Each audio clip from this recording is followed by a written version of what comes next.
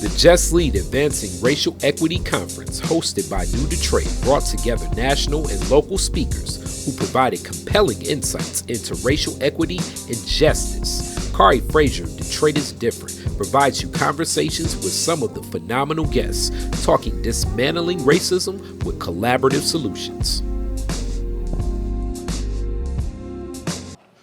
Peace, y'all. Piper Carter of Detroit is Different. I'm at the Just Lead Conference for Racial Equity here in Detroit.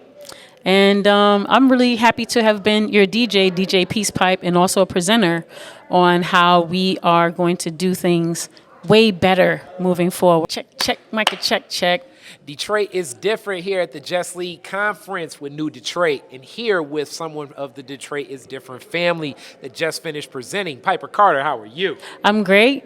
Peace to everyone that's at the Just Lead Racial Equity Conference that's taking place here in Detroit. And peace to you, Kari Frazier, and the Detroit is Different podcast audience. All right, now, you gave a presentation on hip-hop, and you played some music for the people. The racial equity within hip-hop, and that discussion when we think of the art form and it being of the people, let's just more so just talk about the racial equity of hip-hop being a part of American culture. How does that balance? So I would argue and defend that hip-hop in and of itself is a tool to support racial equity, or at least it can be. I will also say that for me, the origins of hip hop are born out of, were born out of I would say, necessity to be able to create, be able to come together, congregate, be able to enjoy life. Through whether it's a party, a house party, outdoor, a jam, a session, if you will. And for me, I mean, we could go back to the origins of music, but I would say hip hop in and of itself, I would say it's born out of a necessity for us to find meaning. And maybe that's too deep and ethereal, but I would say on a base level, to find meaning and purpose through what we would consider as, very dire circumstances, right? So whether it's through the period of urban renewal, we could go back to the origins, blues, jazz, even disco, honestly. But I think the idea of black music, and there's lots of conversations around the connections of black music and black pain, black suffering, and how music is a way to transmute that. I would say hip hop is born out of that tradition, not solely, but I would say it's a part of it. And so with that, all of the ways in which oppressed peoples and people of the diaspora have been disconnected, I would say that hip hop has been a tool for people to make or reconnect or make those connections. Now, maybe I'm not saying solely, but I'm saying if we zoom out and kind of look at the way in which hip hop has been born and formed. Right. But anyway, I'll put a period there. All right. And with that, let's think about the community in Detroit right now.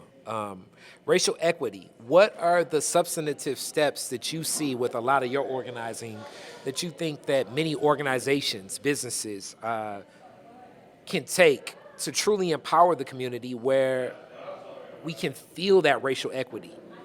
I would say so there are different aspects to that question. So if we're talking about, when we say community, like the residents, right? Or if we say organizations that provide, whether it's services or access to and for our residents and communities, or whether it's foundations, nonprofits, or even corporations that are supposed to provide necessary services to people, whether it's like, energy or water, or whether it's even the city, right? The proper city, meaning like the city government entity.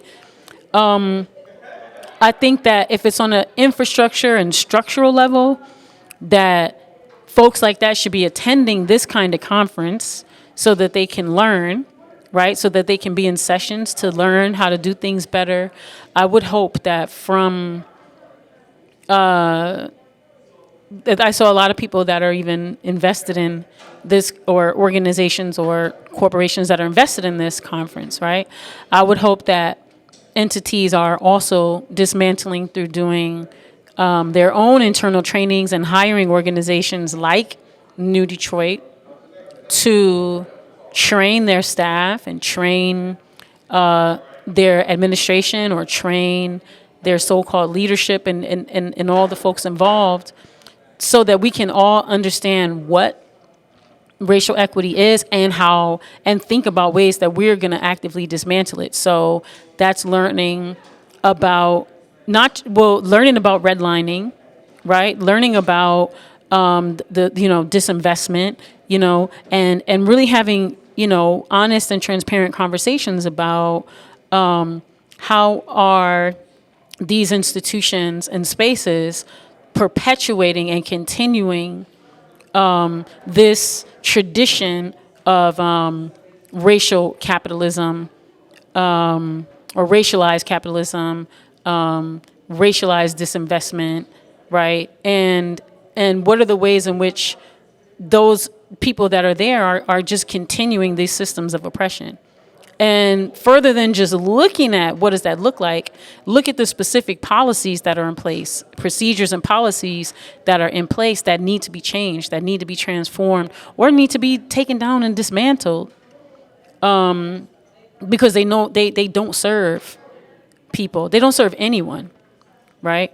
So I would say that that's a good place to start. Yeah.